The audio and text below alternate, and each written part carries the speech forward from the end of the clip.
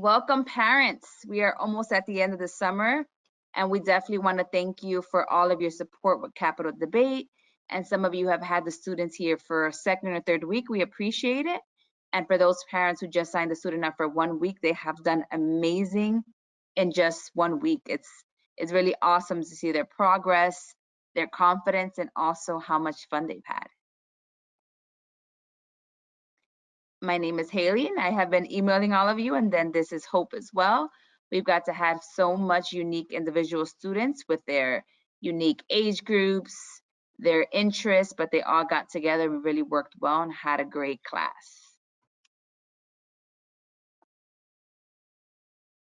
All right, first up, we have Akash. I actually worked with Akash last week in our intro to public speaking where he did a historical speech. And then this week, it was great to see him talk about a more complex subject. He's talking about government regulations on social media. So it was such a big change from last week to this week. And we definitely appreciate your progress, Akash, your participation, and your willingness to always learn and get better and your excitement. We love your positive energy. And I'm definitely a pleasure to have you for the second week. Then we have Avery. Avery has been such a pleasure as well for all the spy games or any team building games that we had. She's really good at critical thinking and analyzing as well. So we had a great time with Avery, and she has a great voice as well and vocal projection. So we cannot wait for you to hear about Avery. Next up, we have Duthi. Duthi was one of the oldest. She was very kind and inspirational. She was a great role model to the other students. She always had energy. She was always willing to participate. And we can definitely see her growing in debate and within school as well. Next up, we have Erica. Erica is great at critical thinking as well. And we've seen so much progress from Erica this week that we're definitely sure that she should continue debate. Thank you, Erica, for your hard work. Next up, we have Caitlin. I also worked with Caitlin last week for our historical presentations, and she even said it last week. She said, I've grown so much confidence within this course, and this week she's just ready to be first. She's ready to apply everything she's learned, and I definitely want to see her continue because she would do great. And thank you as well for your participation and your positive energy. You help make our class fun. Next up, we have Sophia. Sophia is one of the oldest as well, along with Duthi. Thank you so much, Sophia, for your hard work, for taking on complex tasks, and really, really working hard to assure you that your speech is awesome. Thank you, Sophia. Definitely a pleasure.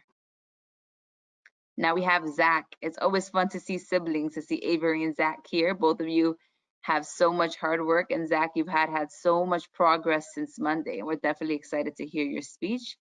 And thank you for your competitiveness during games or public speaking activities.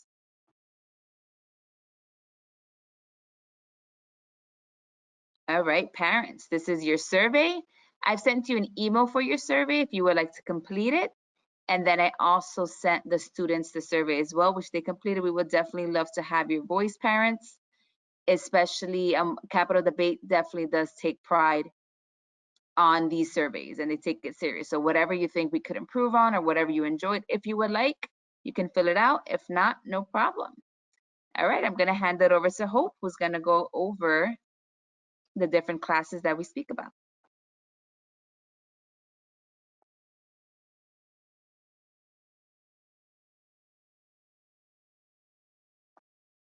I think you're muted, Hope. Thank you. I was.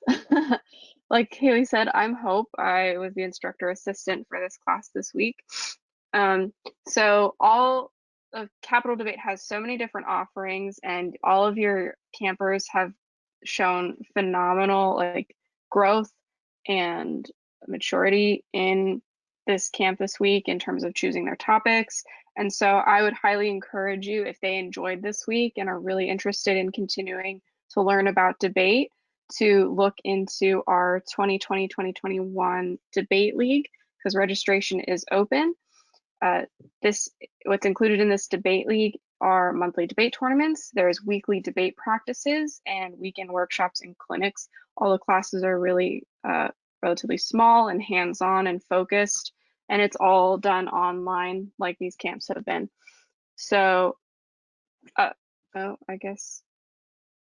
So yeah, that's it. And if you're interested in any of our other offerings, we also offer during the summers legal communication, business communication. I don't have a slide on it in here.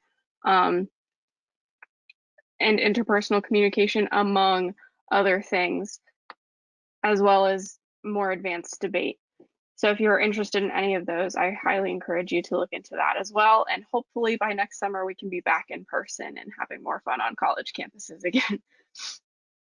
But thank you all very much for this week, and hope you enjoy your students' presentations.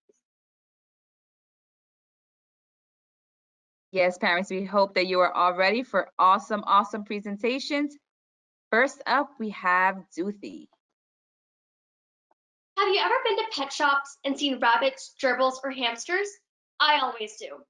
I always thought that they lived such fun and cute lives, but it wasn't until really recently until I learned the death rate about these animals.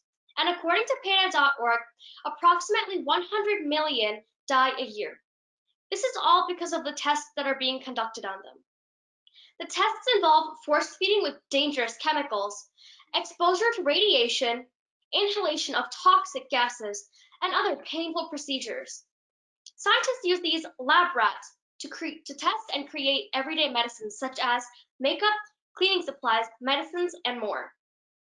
Using animals for testing commercial products does more harm than good because it's not consistently beneficial and there are more accurate and efficient alternatives.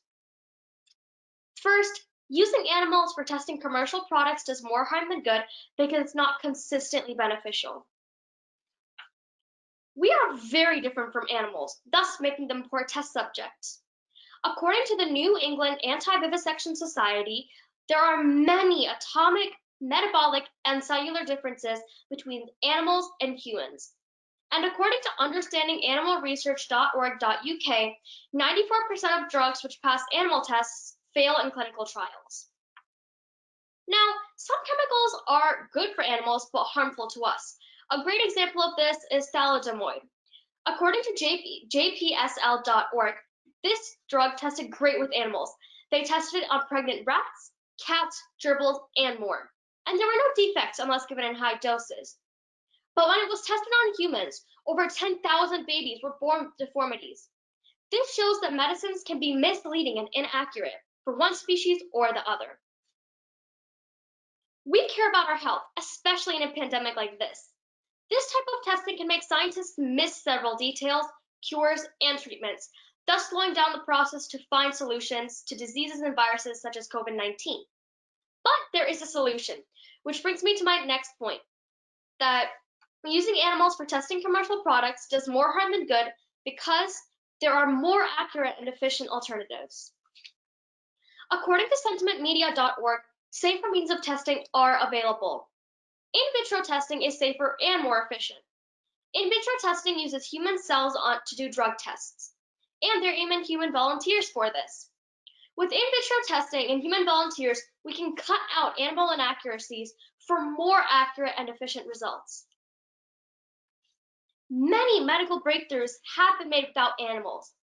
As paraphrased from PETA.com, the breakthroughs include the development of anesthesia, penicillin, the isolation of the virus that caused AIDS, and more. This was all without animals playing a role in testing. There's currently a huge demand for cruelty-free products, so why not just give the people what they want? By subtracting animals from the equation, we're getting more accurate, efficient, safe, and wondrous results. Plus, we're saving thousands of lives. In conclusion, animal testing is not consistently beneficial to us because there are several missed details, cures, and treatments. There are safer and more accurate test forms, such as in vitro testing, which uses human cells instead of animals, and it prevents errors. Now, I'm sure you carry some of the products that were created by animal testing. Please don't buy those again. Each time you buy these products, you are paying for cruelty and promoting the testing. A beautiful quote by Dr. MLK Jr. says, "Never be afraid to do what's right, especially if the well-being of a person or animal is at stake."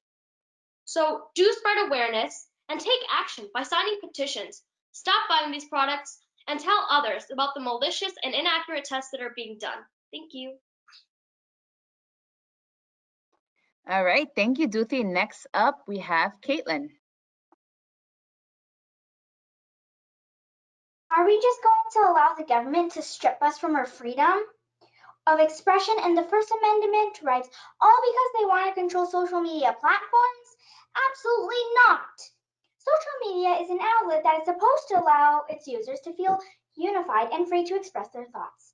Some may argue that these platforms are not self-regulating on their own, but they fail to mention Donald Trump Jr. and Candace Owens for spreading misinformation. The government regulating social media will do much more harm than good because it's infringing with the First Amendment rights, and these platforms are able to self-regulate. To begin with, the government regulating social media will do much more harm than good because government intervention creates a one-size-fits-all solution that threatens to destroy the internet and the First Amendment. For example, according to middletennessee.edu, the U.S. Court of Appeals ruled in Knight First Amendment Institute with Trump 2019 that President Trump violated the First Amendment by removing from the interactive space of his Twitter account several individuals who were very critical of him and his governmental policies.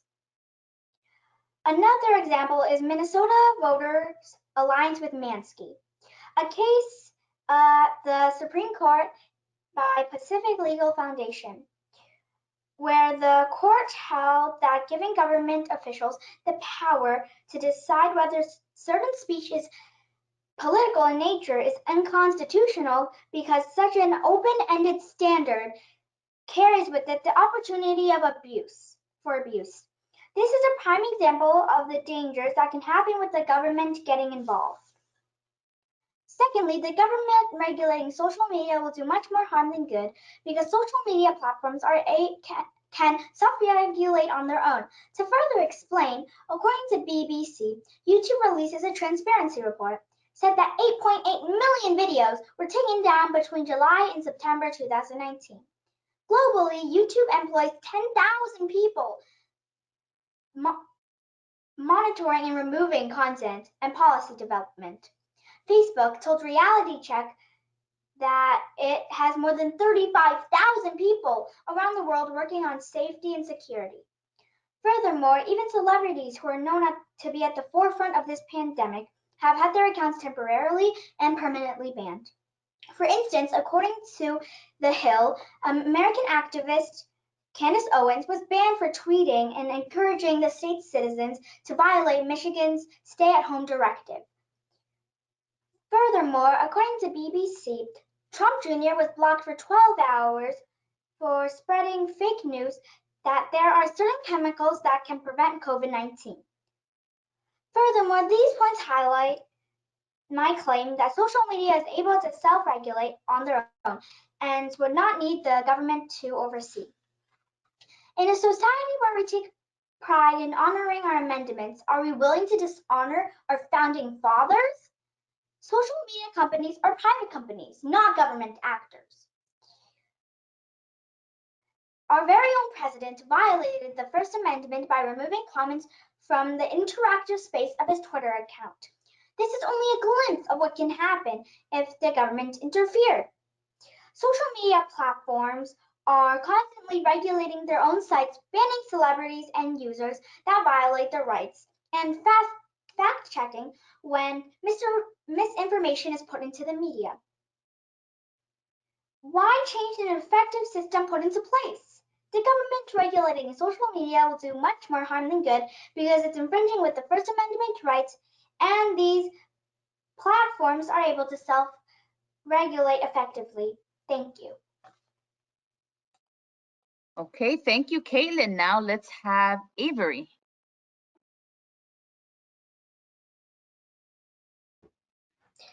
In 2001, a study published in the Journal of Applied Animal Behavior Science gathered 257 animals from numerous U.S. zoos.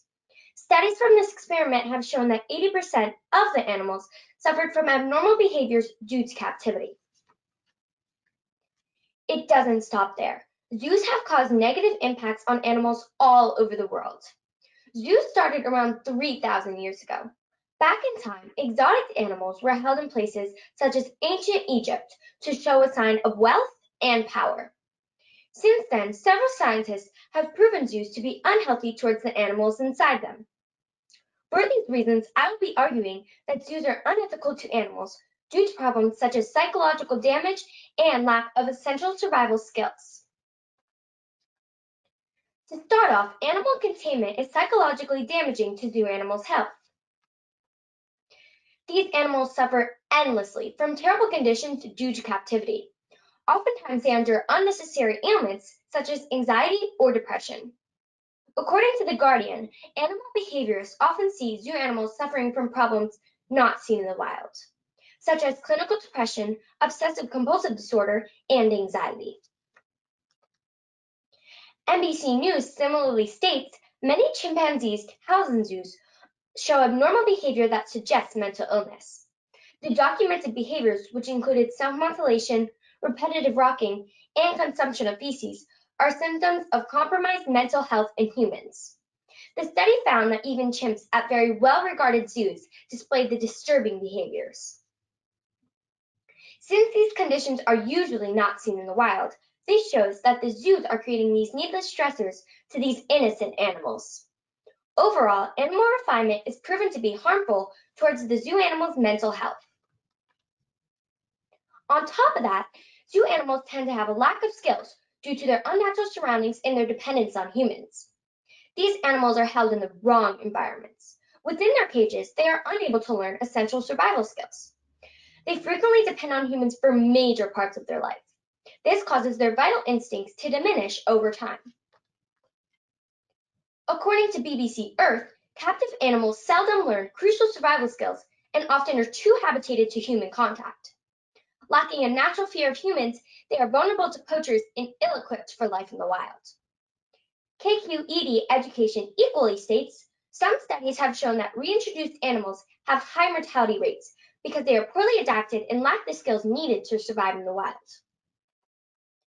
This evidence shows that human connection conflicts with the animals maintaining their vital life skills. In the wild, the lack of these skills could compromise these animals' lives. In the end, unnatural and restrictive environments interfere with important skills needed for animal survival. Time and time again, scientists have proven zoos to cause unnecessary problems for the animals living inside them. Animal behaviorists have already seen the psychological impact on how these animals suffer in zoos rather than the wild. Yet this is still a discussion and debate. Confinement also continues to cause multiple zoo animals to have a lack of crucial life skills. Your thoughts will not make a difference unless you put them into play. Join the fight to help these defenseless animals by signing petitions and standing up for what's right. Goodbye. Thank you, Avery. Next up, let's have Akash.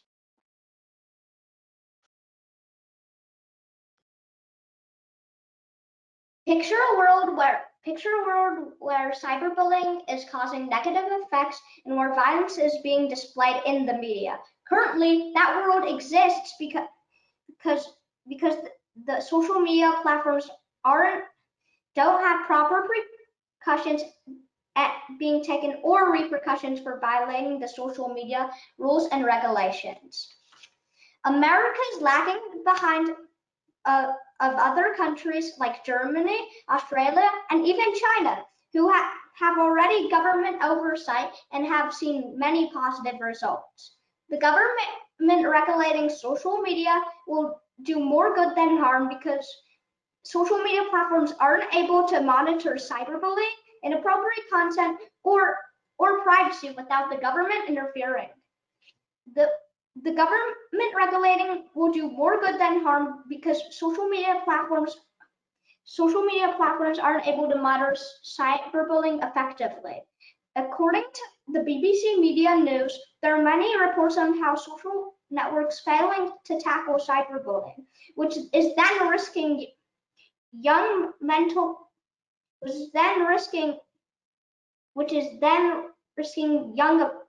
young mental of young people. Almost half of 1,089 11 to 25-year-olds questioned for the safety net report and have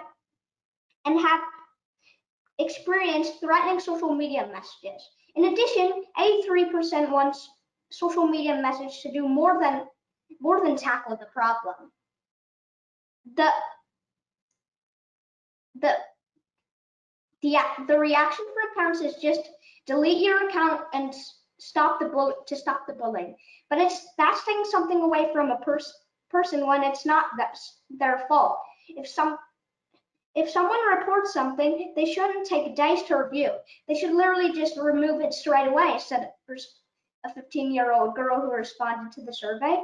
The inquiry is recommending that social media platforms give users clear guidelines and that companies respond within 24 hours when a user reports it. If the government were to respond, there will be a much faster response. Secondly, regulating social media would do more good than harm because the platforms are not able to monitor inappropriate content. The example is Emma Snake from the UK, independent UK, when a gunman live streamed an attack, it led to deaths of 50 people. Unfortunately,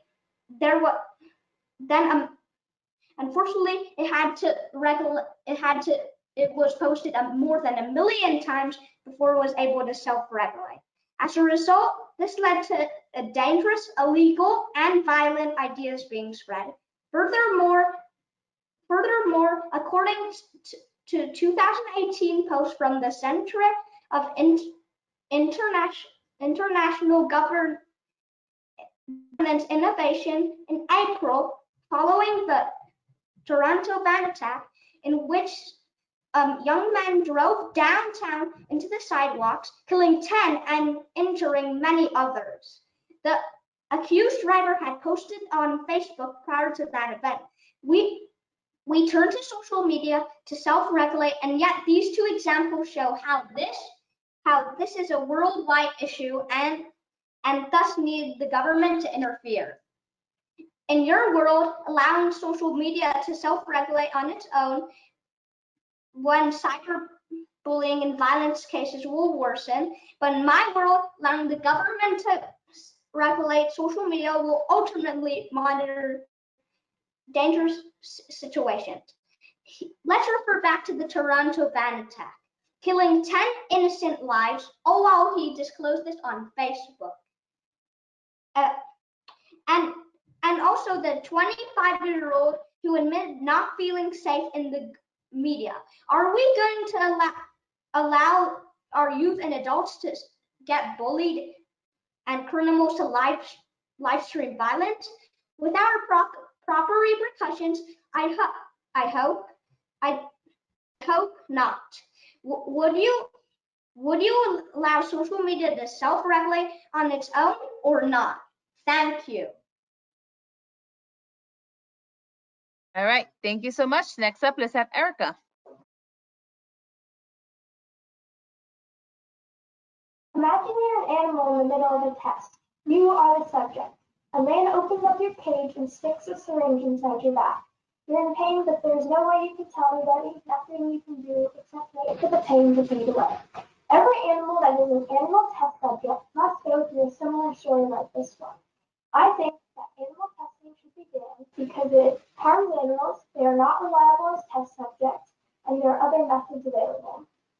So the first reason that animal testing should be banned is because the tests will hurt them. Scientists are always trying to discover new medicines and cures, so they need something to test them on before giving them to humans. So scientists have turned to animals as test subjects. However, more often than not, the tests will bring harm to the animals. In fact, the People for Ethical Treatment of Animals found that 100 million animals died or suffer every year from animal testing. Masses of animals are forced to endure burns, bruises, exposure to chemicals, and are addicted to drugs or infected by deadly viruses. Not only does it hurt the animals, but they are also not reliable. Paul Furlong, a professor of clinical neuroimaging at Aston University, says that it's very hard to create an animal model that even equates closely to what we're trying to achieve on a human. Rats and other small animals are the ideal test subjects for scientists. But while a rat weighs only about 8 ounces, a human weighs about 137 pounds. Also, humans are a more complex species compared to rats and mice, so they will usually respond differently to the same treatments. Understanding Animal Research, a nonprofit website funded by different universities, says that 94% of drugs that are tested on animals fail when they're tested on humans. As a result, it will take much longer for scientists to create treatments or cures, especially when there are other options. The third reason that animal testing should be banned is because there are other testing methods. BBC News says that the National Institute of Health is accepting human volunteers for the COVID-19 vaccine and is skipping animal testing. This is a much better alternative compared to animal testing because the humans have agreed to take the test while the animals cannot, even if they wanted to. Also, the humans can tell someone if they're in pain, but an animal can't. Another option that scientists have is in vitro testing. In vitro means in glass in Latin. It is the process of which you test human cells or tissue inside of a tube.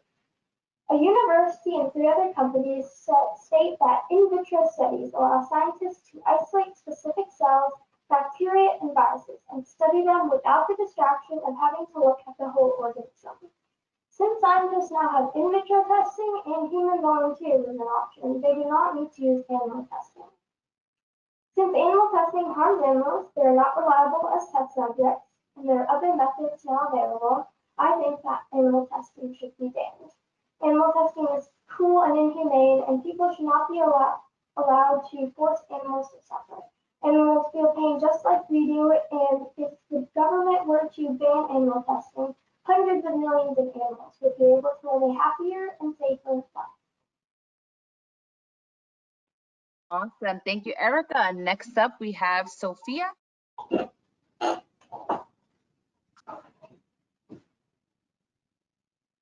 Cool. Great.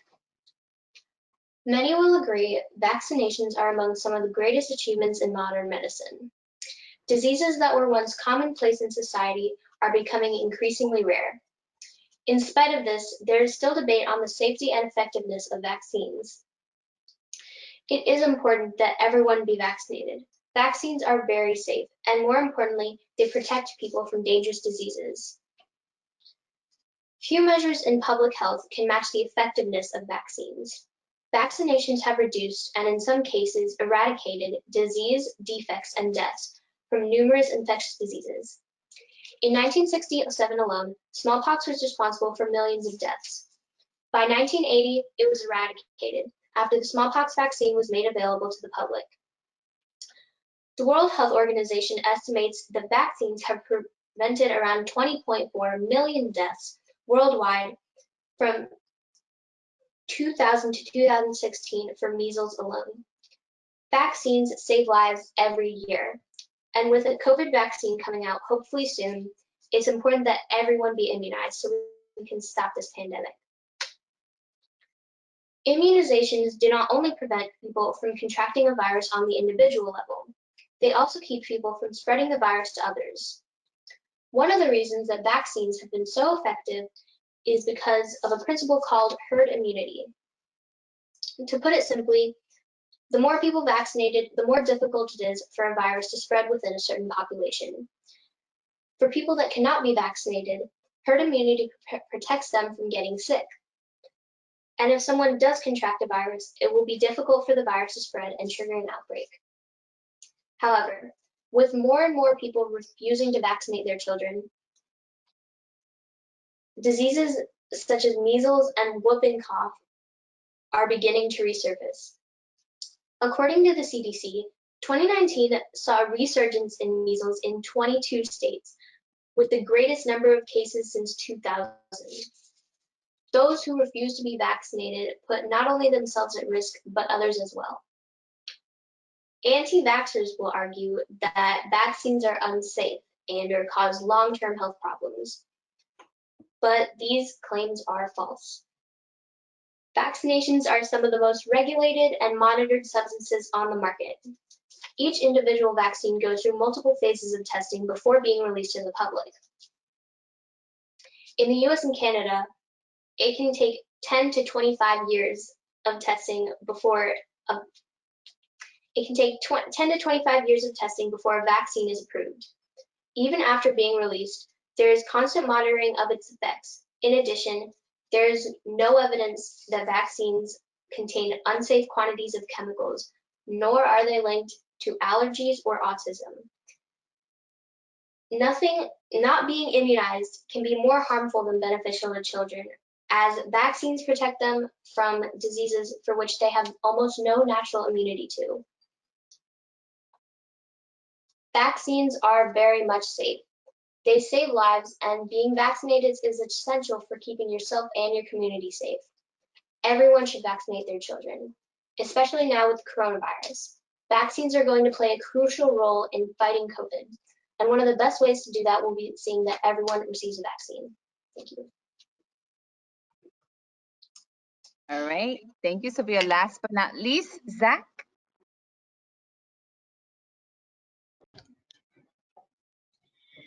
More endangered sea turtles have been ingesting plastic, and there are almost twice as many endangered green sea turtles swallowing plastic than there were 25 years ago, stated by the Queensland University of Queensland.edu. These poor sea turtles are swallowing the plastic and suffering. In addition, fuel and oil are being wasted. According to the waterproject.org, it takes over 1.5 million barrels of oil to meet the demands of the U.S. The demand of the U.S. water bottle manufacturing. Banning water bottles causes a strain on the environment and animals. Firstly, banning water bottles causes more good than harm because currently gallons of fuel and oil are being wasted. According to a 2001 report of a worldwide fund for nature, approximately 1.5 million tons of plastic are used in the bottling of 89 liters of water each year. Other than the amount of plastic bottles produced each year, the energy essential to produce and transfer these bottles to the market drains limited fossil fuels. Did you know that each year the making of plastic water bottles in the U.S. takes sufficient oil and energy to fuel a million cars? Millions of gallons of fuel are wasted daily transporting filtered tap around the world and across countries.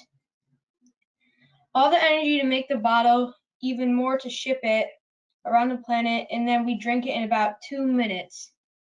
Then 90% of water bottles end up in landfills where they sit for thousands of years, or in incinerators where they burn, releasing toxic pollution. I don't see this as recycling. Real recycling would be turning the bottle back into bottles, which happens to only 10% of water bottles. Secondly, banning water bottles causes more good than harm, because the sea and its animals are deeply affected. We have all seen the photos of birds nesting in piles of garbage along the shore, fish fatally caught in discarded netting, and huge mosaics of debris floating in the ocean. Plastic is one of the most polluting material for the ocean, according to an article from National Geographic in 2019. 100,000 marine creatures a year die from plastic entanglement, and those are the ones we found. Marine mammals ingest and get tangled up in plastic. Large amounts of plastic debris have been found in the habitat of critically endangered Hawaiian monk seals, including in areas that serve as pup nurseries. According to the Sea Turtle Conservancy, sea turtles are affected because turtles get a condition called bubble butt. Turtles that float as a result of trapped gas caused by harmful decomposition of marine debris inside a turtle's body. These statistics are alarming. Are we going to allow the marine creatures to impact negatively from water bottles? In conclusion, fish, seabirds, sea turtles, and marine mammals can become entangled in or ingest plastic debris, causing suffocation, starvation, and drowning. This is disheartening. It's their planet too. They were here before us, and eliminating water bottles will help protect them. Banning water bottles will help prevent waste in the environment, and animals will survive longer. Thank you.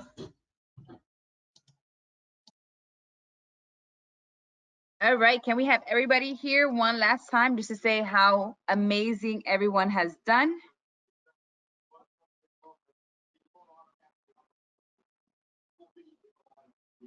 To think that a lot of these students are doing the debate for the first time, and you could already see their progress, their confidence, and all of their hard work. We would definitely clap for you. We were in person, so still a clap, and clap for yourselves. You all did an amazing job, and we definitely want you all to be proud of yourself and not only apply this to school or debate in the future, but just to life. Public speaking goes in general, especially when you all get older and get awesome jobs, right? So whatever you guys need, just don't hesitate to reach out to us for any questions. And parents, thank you so much. Obviously, they wouldn't be here without all of you. Thank you for your support, for your encouragement, and definitely for trusting Capital Debate. This was a fun class. We balanced fun and hard work at the same time. So I definitely wish you guys a great summer.